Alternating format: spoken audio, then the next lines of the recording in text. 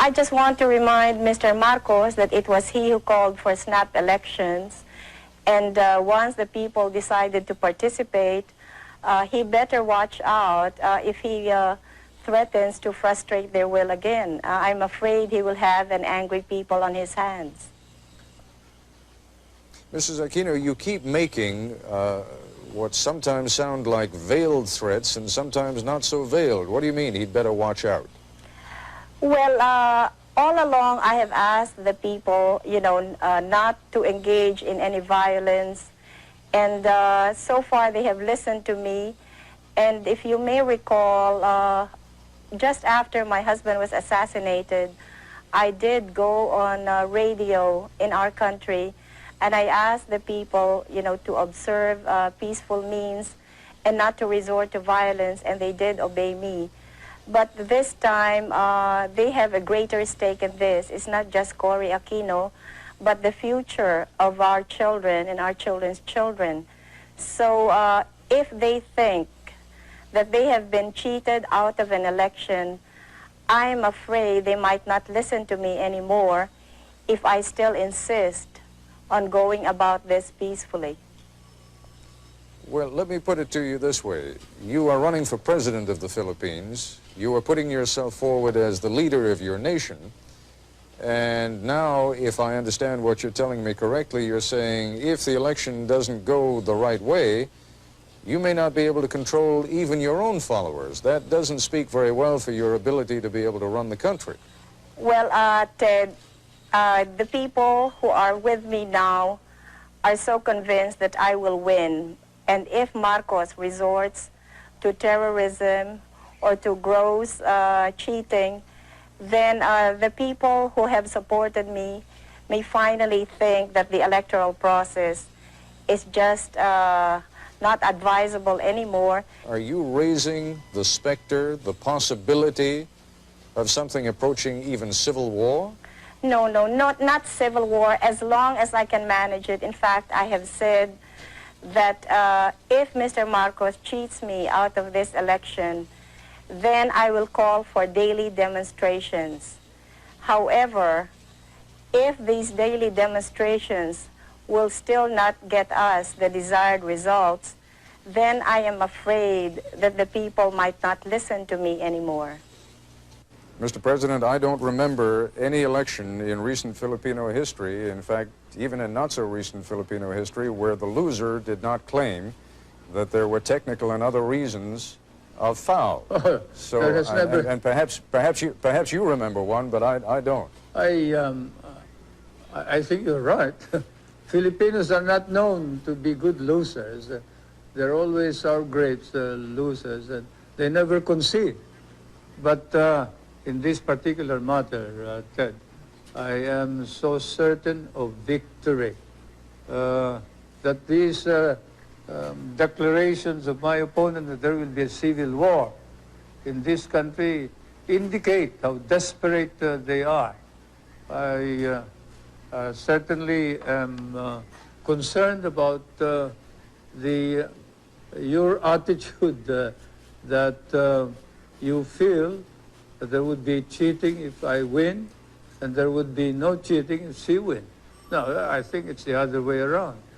I realize it is a hypothetical question, but in every election, someone has to win, someone has to lose, and I wonder if you would address the hypothetical question, though. If you lose, will you stand down? I have never thought of it, but certainly if there is no question which nullifies the results of the election, as I said, I will perform my duty as president in accordance with law. Your claims and the claims of your supporters that you are so highly decorated are fabricated claims. I don't think that that is the story. It's a story about my guerrilla group. It's not about the medals. Even here, when the case of libel was filed, the publisher here did not question those medals. It's only you, Americans, who question it. I am not going to degrade myself by talking about those medals. If the American government wants them back, they can have them back. It's a good thing that we did not burn them. It's a good thing that we did not burn them at the end of the war when you refused to give us our back salaries. and refused to recognize all of us, and we were not entitled to education benefits, we were not entitled to medical benefits. But I was one of those who stopped our people from turning communist, especially the veterans, because we did not fight for communism, we fought for freedom. Now I wonder whether we also fought for the Americans and the American flag, to which we had sworn when MacArthur inducted us into the USAFE. I have no regrets, however, about having fought in Bataan. I have no regrets about fighting beside American soldiers. I have no regrets about fighting under American officers. And probably if our country were ever to be attacked again, I would do the same thing. But I would certainly raise some questions about the conduct of the American government in relation to the veterans of the last war. I am certainly very disappointed. Mr. President, the question is not raised about the courage of Filipinos who fought against the Japanese during the Second World War. But the question, as you know, and you know this is not something I'm making up, you have seen those newspaper articles yourself and you have seen some of the documents, suggests that the guerrilla group that you claim to have led, in fact, either did not exist at all or was just a tiny group that played no major role. Then why is it recognized by the intelligence officer of General MacArthur in a paper which is certified too by the head of the archives of the United States? Now look, I don't want to talk about this anymore. If you do, I'm going to walk out. You've had some rather disparaging remarks to make about Mrs. Aquino, not the least of them being that in effect, she has experience as a housewife, but little else. Do you think she has gained in stature over the last few weeks? And do you think it is possible that if she is elected, that she could serve effectively as President of the Philippines? I still believe that you need somebody who has been experienced to run our government in this time of crisis. I have nothing against her, but certainly when, say, your son is sick and he needs an operation or he needs the expertise of a good doctor, you don't pick just anybody who has honesty and sincerity in order to cure your son. In that situation where she has no experience whatsoever is something that we have to accept and admit realistically that she had the the nerve to run without any experience whatsoever, as she admitted, and it's not me who has said that she is inexperienced, it is her who said, what do I know about running a government? And as an ordinary citizen, I would cry out immediately against anybody who says that being given the presidency. But as President of the Republic, I think it's my duty to call attention to this danger. I know that you made a great deal, and it is an excellent rhetorical device of saying, yes, you are inexperienced. You are inexperienced in corruption, you are inexperienced in crime, you are inexperienced in dictatorship. But let's be candid about it, you are also inexperienced in leadership. Now, there is a difference even between running a campaign as the widow of a martyred and beloved leader and running a country that is, as you yourself have pointed out, in a great deal of trouble. To those who are neutral about you, what do you say about your lack of experience? Well, more than experience, I think it is credibility that counts. And the truth of the matter is that the Marcos government has lost all credibility, and no way can Mr. Marcos possibly lead our country back to recovery because the Filipino people no longer believe in him. I realize that I am inexperienced, but as Mr. Marcos himself confessed, it took him 6 months to learn how to be president. And I guess I can do the same thing. As we all know, there is no school for presidents, so I don't think that should be a point against me. Your own George Washington definitely had no experience either. It is possible that he had no experience as a president, but he certainly had some experience in leadership when he became president. And you are trying to become now the leader of a fractured country, the leader of a country that has enormous economic problems, the leader of a country that is rife with corruption, as you yourself have said, the leader of a country that has so many problems that one wonders how even the most experienced leader would be able to take care of them. I don't mean to harp on it, but it is the central issue of the campaign against you.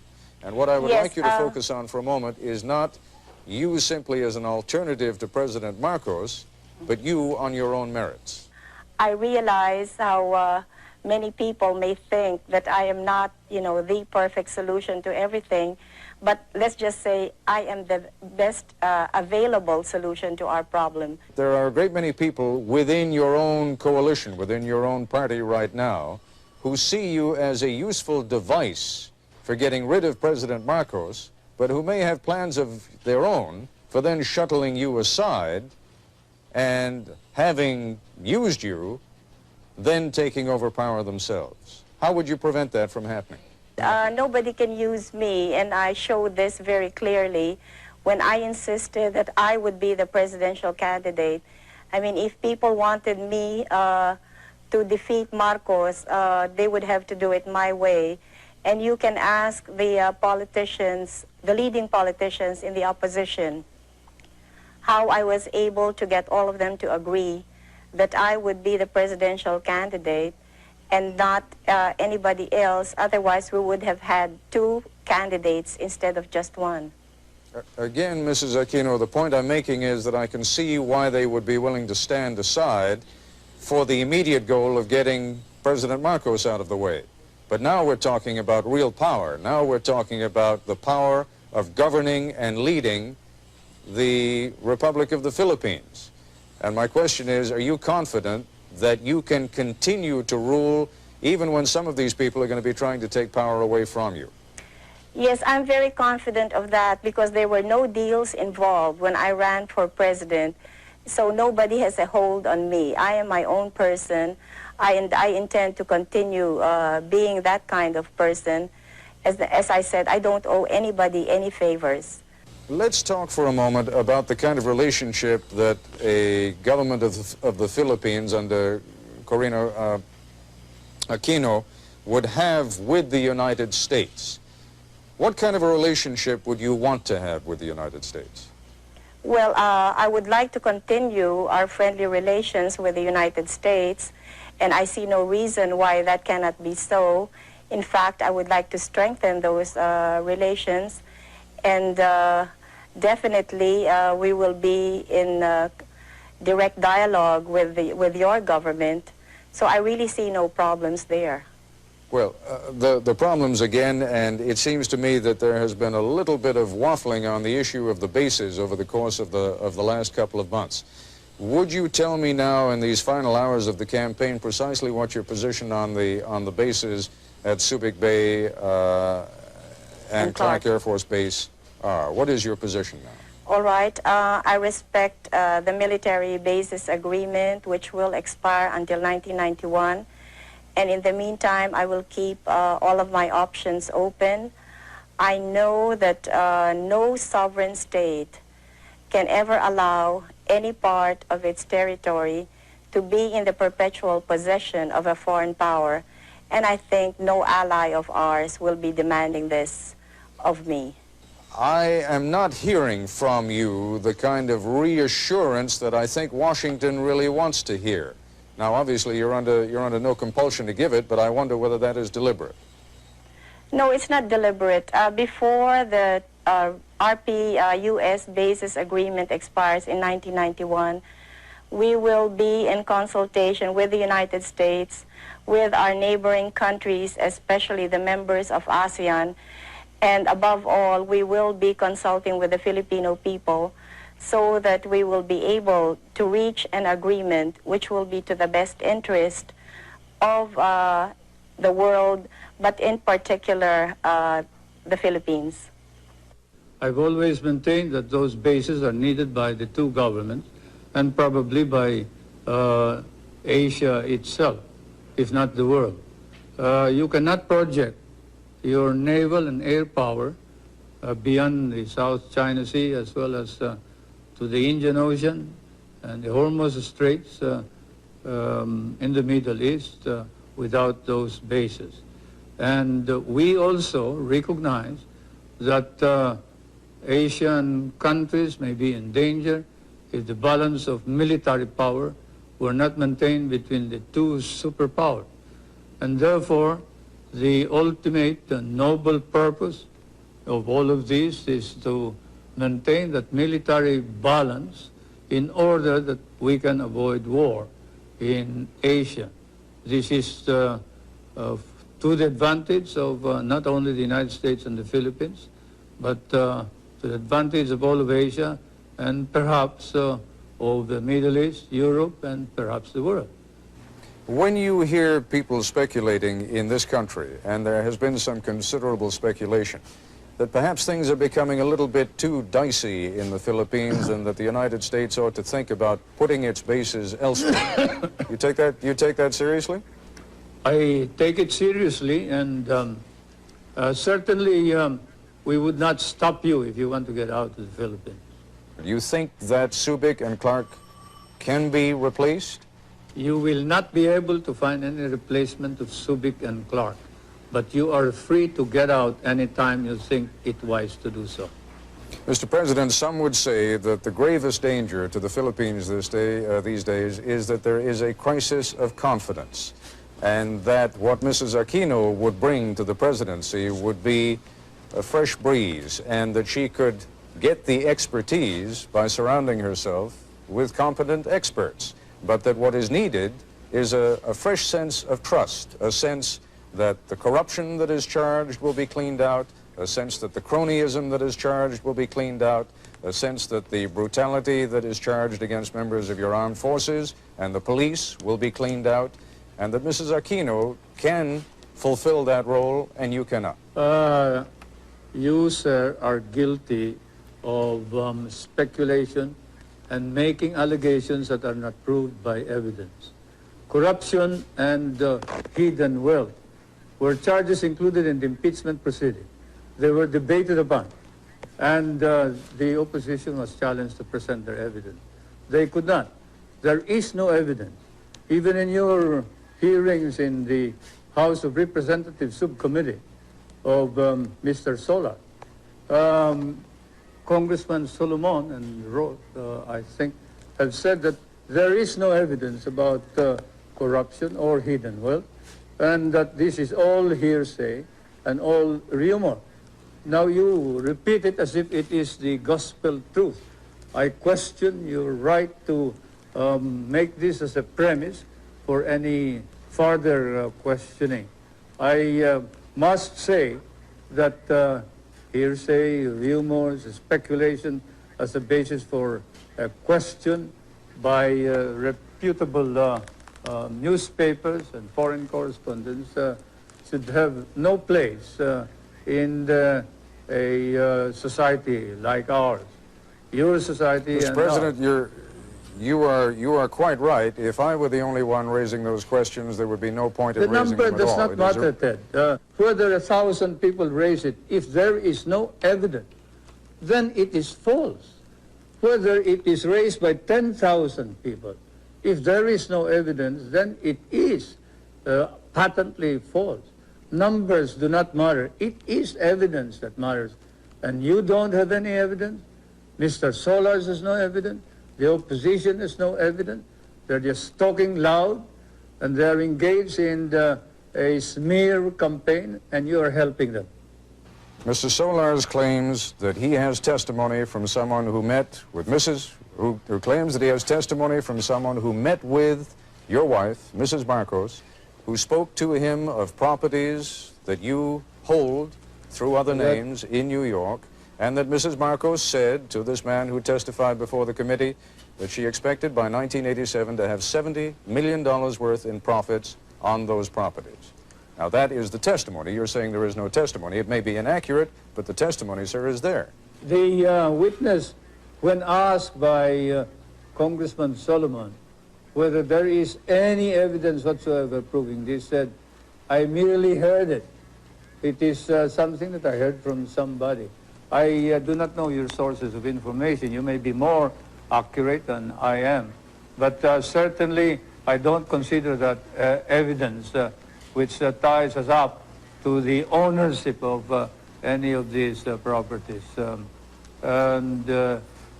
We are looking into the manner in which the evidence has been obtained by some of your investigators and some of your foreign correspondents, your newspaper men. And then after the elections, we will then look into the legal aspects of the coercion and intimidation that has been going on against some of the witnesses. But anyway, whatever it is, I deny categorically any speculations of the corruption and hidden wealth that is being alleged, so much so that the opposition members of the Batasan, the legislature, are now facing perjury cases in our courts, and we are going to see to it that these cases will be pushed through. There have been charges by both sides, against both sides, of corruption in the voting process. How is it going to be possible for anyone ever to be satisfied that this was an honest election, even if it were? Well, I guess as long as it is fairly honest, then we would be able to satisfy everybody. But if there are outright violations and we can see that there has been such enormous fraud, then that would be difficult to convince the Filipino people. But as I said earlier, since there are so many people personally involved in these elections, then we will see people power working to make sure that we get as clean and honest elections as possible. How much fraud, how much corruption in the process are you prepared to accept? Well, that all depends, Ted. Naturally, I cannot envision what Mr. Marcos is going to do, so I cannot say right now just what it is that I will be able to accept or what I will totally reject. There is an enormous difficulty in ever reaching a decision on how much fraud there has been. Both sides are going to claim it. We know that already. Your side's going to claim it, his side is going to claim it. How is it ever going to be possible to reach an understanding on what happened and how much fraud there was? Well, Ted, we all know who is the real power in this country, and it's a one-man power. So since he controls almost everything in this country, it is really unthinkable that we in the opposition, you know, can manage cheating the way he is accusing us of. He controls COMELEC, and he has all of the government forces behind him. So how can he possibly accuse us of committing fraud? Well, if he has all the power, as you say, and if you already believe that he is committed to win this election by whatever means he can, then how is it possible that you're going to win? Well, as I've been saying all along, it's people power that has finally emerged in this past campaign. And there will be many of these people who will be poll watchers in the coming elections. So they will be guarding their respective polling precincts, and they will also be watching the tabulations. So I am counting on all of these people to help us get an accurate count. What happened during the campaign with regard to media coverage? President Marcos has told me that you have certainly had access to the television and radio stations, and he denies categorically that you have been kept off.